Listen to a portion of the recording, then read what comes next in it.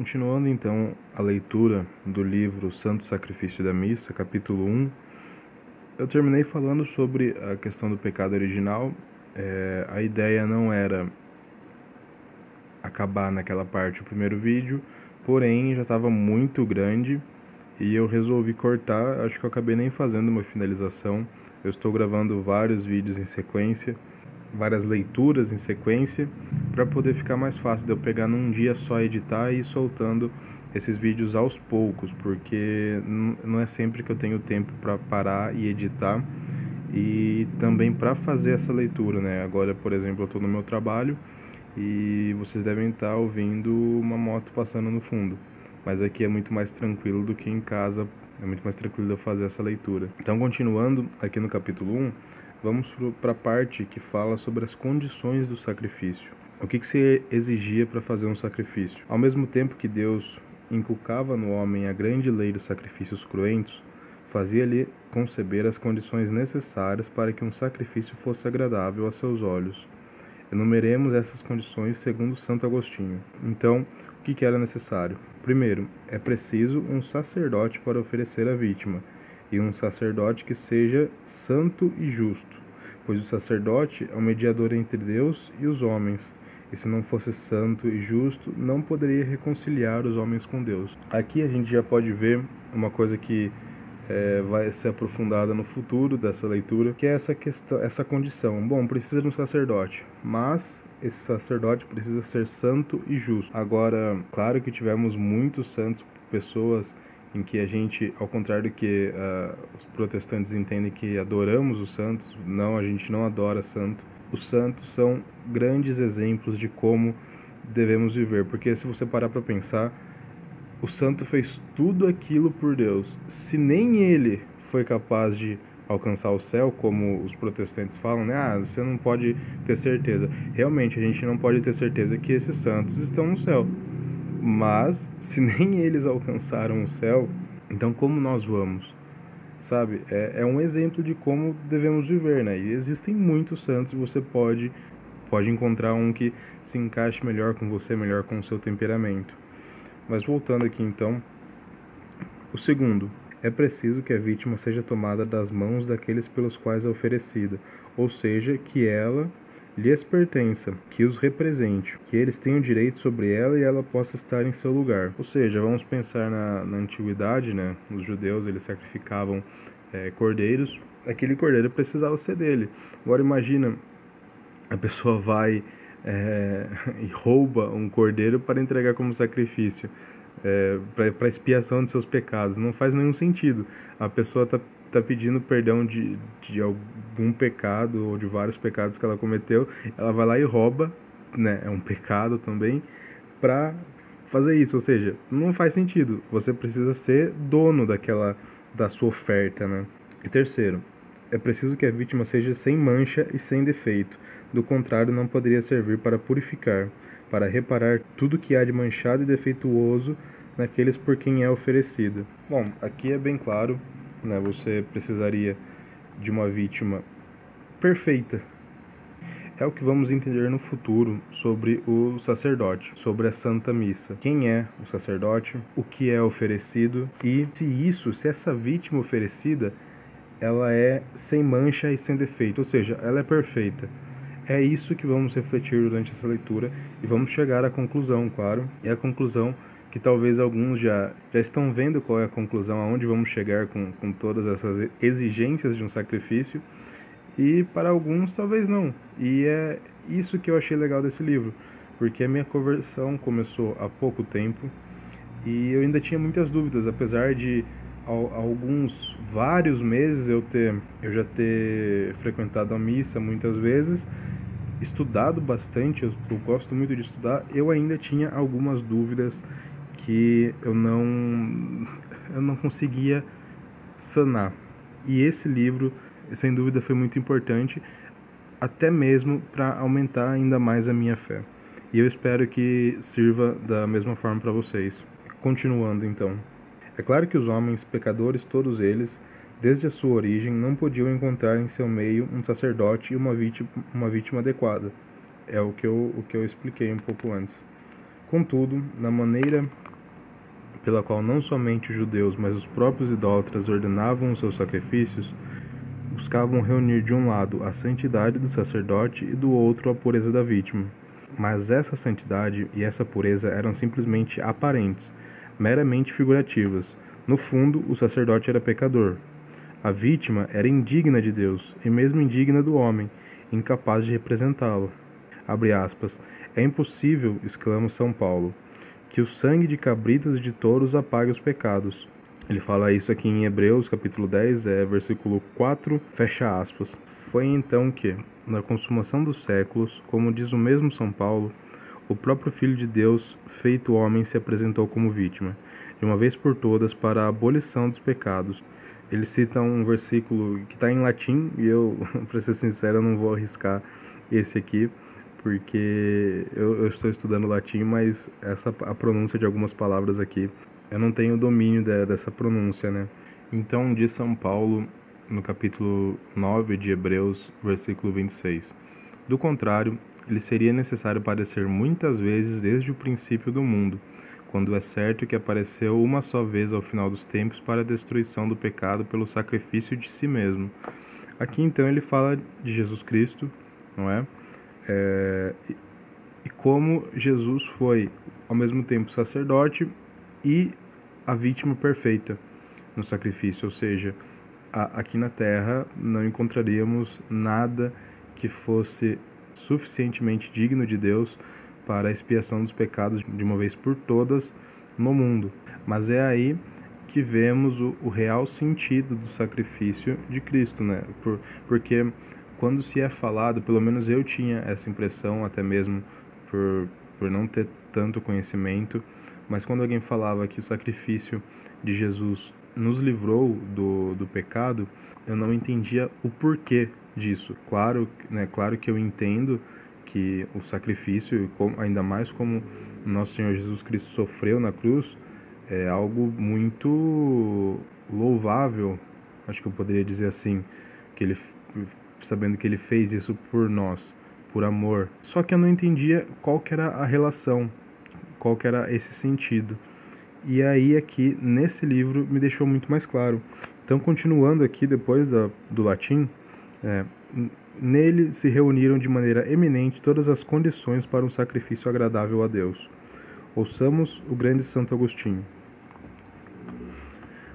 Qual é o sacerdote capaz de igualar em santidade o Filho unigênito de Deus, que não tinha necessidade alguma de expiar pelo sacrifício qualquer pecado próprio, nem original, nem atual? Que vítima mais adequada poderia Deus receber das mãos dos homens do que o próprio corpo de um homem? Que seria mais apropriado a ser imolado do que um corpo mortal? Que haveria de mais puro para purificar os homens de suas manchas do que um corpo concebido de uma virgem e nascido de uma virgem, completamente fora de alcance de concupiscência? Que oferenda, enfim, mais agradável, mais digna de aceitação do que o próprio corpo do nosso sacerdote Jesus Cristo, feito vítima do nosso sacrifício? Assim, todas as condições estão reunidas. E há, além disso, esse portento de serem um só, o sacerdote e o sacrifício. Pode-se considerar, diz Santo Agostinho, um sacrifício sob 4 pontos de vista: daquele a quem é oferecido, daquele que o oferece, da coisa oferecida e daqueles pelos quais ela é oferecida.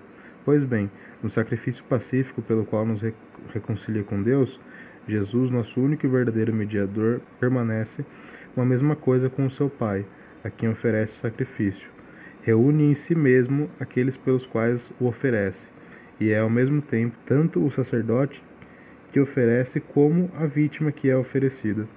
Desse modo, a reconciliação é completa. É também tão íntima quanto possível. O mediador, ao mesmo tempo sacerdote e vítima, põe abaixo todas as barreiras, e possuidor das duas naturezas, divina e humana, reconcilia num só gesto os homens com Deus. Eis, pois, o modelo perfeito de sacrifício, ou melhor dizendo, o único sacrifício digno de Deus, o de nosso Senhor. E aqui ele destaca, uma parte que já lemos: Jesus Cristo é o modelo perfeito de sacrifício e o único digno de Deus. Antes da sua vinda, os povos antigos procuravam representar a sua imolação. Entre os judeus, a figura do verdadeiro sacrifício era perfeita, visto que o próprio Deus a tinha ordenado e regulamentado. Entre os pobres pagãos, ela era menos reconhecível, mas apesar disso, também eles, como veremos adiante, ao oferecerem sacrifícios, observavam ritos misteriosos, cuja significação não alcançavam, mas que no fundo tendiam para o nosso Senhor. Ou seja, é o que eu falei no final do último vídeo. Apesar de muitas pessoas, muitos povos não conhecerem, e às vezes até nem entenderem a origem daqueles ritos que eles tinham como religião, sempre foi um sacrifício para algo superior, porque eles se sentiam culpados. E aqui, né, é bem bacana nesse livro, quando você acompanha ele lendo a Bíblia, mesmo que você não tenha lido toda a Bíblia, mas se você ler ao menos, né, o Pentateuco, que é o Gênesis, Êxodo, Levítico, Números, Deuterônimo, você consegue ter um entendimento muito bom da questão do sacrifício. Então a gente vê que lá em Gênesis, no capítulo 22, Deus pede para Abraão sacrificar o seu único e amado filho.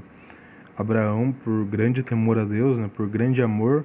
Essa questão do temor eu acho legal eu falar aqui, apesar de estar cortando um pouco o assunto, mas a melhor forma de entender esse temor, e coisa que eu não entendia antes da minha conversão, é que esse temor ele tem mais um sentido de você amar a Deus e temer decepcionar Ele com os seus pecados, você temer estar longe de Deus, e não temer no sentido de realmente medo, no sentido do medo da punição.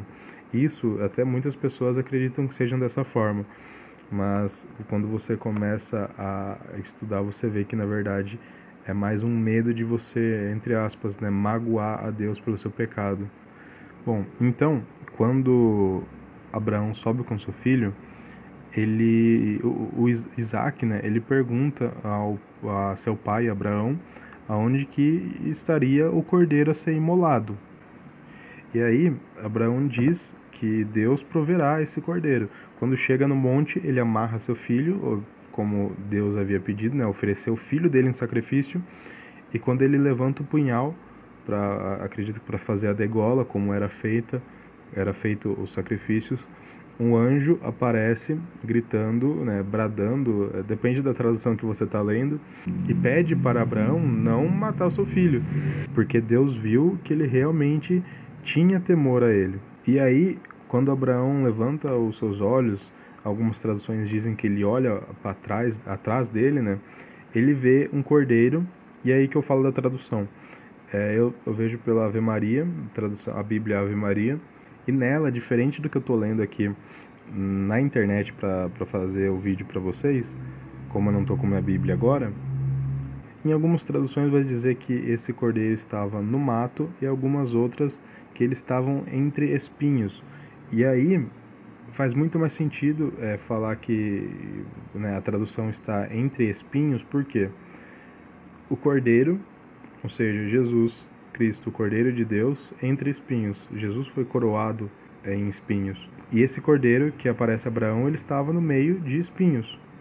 Isso fica mais claro de você entender que é uma forma de Deus mostrar, ainda lá com Abraão, o sacrifício de Jesus, porque quando Jesus está no templo, ele fala o seguinte para os fariseus. Mas a gente pega lá no capítulo 8 de João, versículo 56, Jesus fala o seguinte: Abraão, vosso pai, exultou com o pensamento de ver o meu dia, viu-o e ficou cheio de alegria. Aqui, Jesus está falando exatamente dessa cena do sacrifício, onde Abraão retira aquele cordeiro que apareceu para ele entre os espinhos. Você vê como tem essa ligação do cordeiro, e aí você começa a juntar isso com outras informações, como João Batista chamando Jesus de Cordeiro de Deus. E aí, para quem está começando os seus estudos bíblicos, ou até mesmo Para quem teve uma catequese, às vezes não teve uma catequese de boa qualidade e você fica meio perdido nesses termos. Foi isso que eu achei de incrível nesse livro, porque ele me tirou muitas, mas muitas dúvidas que eu tinha em um assunto que eu já tinha fé, mas em que eram algumas dúvidas assim que eu tinha e que não necessariamente eu cheguei a procurar. Mas quando eu comprei esse livro, eu não sabia que ele seria tão bom assim, me responderia tantas coisas. A gente terminou o capítulo 1 agora, mas no futuro da leitura, e a gente vai entender como que ele foi o sacerdote, como que ele foi a vítima. Então eu espero que vocês tenham gostado. Esse vídeo talvez fique um pouco longo, eu falei bastante no final dele. O primeiro capítulo, ele foi bem curtinho. E no próximo já começaremos o capítulo 2, os sacrifícios na antiguidade, em que ele vai fazer uma comparação, certo? Eu espero que tenham gostado, não deixem de acompanhar os próximos vídeos. Se você gostou, compartilha para os seus amigos, para pessoas que talvez tenham interesse nesse tipo de conhecimento, nesse tipo de estudo. E é isso, até mais, até o próximo vídeo com o segundo capítulo.